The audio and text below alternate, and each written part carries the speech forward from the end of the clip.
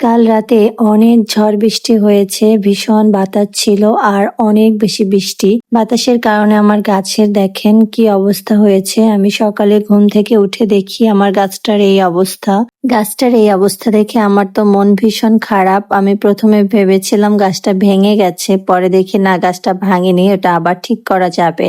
রাতে বৃষ্টি হওয়ার কারণে প্রকৃতি কতটা সুন্দর আর স্বচ্ছ লাগছে দেখতে, খুবই ভালো লাগছে। চারিদিকে গাছে সবুজ পাতা, দেখেই মনে হচ্ছে বসন্তকাল এসে পড়েছে।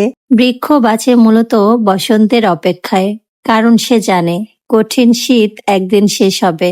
ঝরে ঝরে যাওয়া পাতার জায়গায় আবার নতুন পাতা গজাবে। ঠিক তেমনি মানুষও বেঁচে থাকে আশায়। আজ যতই অন্ধকার হোক না কেন, একদিন না একদিন জীবনে বসন্ত আসবেই। এখানে দেখেন আমার মাধবীলতা ফুলের গাছে কত সুন্দর নতুন পাতা এসেছে। এটা দেখতে দারুণ ছিল না বলেন? খুবই সুন্দর। আর কিছুদিন পরে এই গাছে অনেক ফুল ধরবে। আমার ফুলের বাগানেও বসন্তকালের আগমন দেখা যাচ্ছে। গাছে গাছে নতুন পাতা হচ্ছে। আর এই হচ্ছে আমার বেলকনি। এখন খুবই বাজে অবস্থা, এটাকে পরিষ্কার করতে হবে। আর এই ছিল আমাদের ফুল, যে গাছটা ভেঙে পড়েছে সেই গাছের ফুল। খুবই সুন্দর ফুল দেয় এই গাছটাতে। তো যাই হোক, ভিডিওটা এই পর্যন্তই। সবাই ভালো থেকো, সুস্থ থেকো। নতুন কোনো ভিডিওতে আবার দেখা হচ্ছে। টাটা।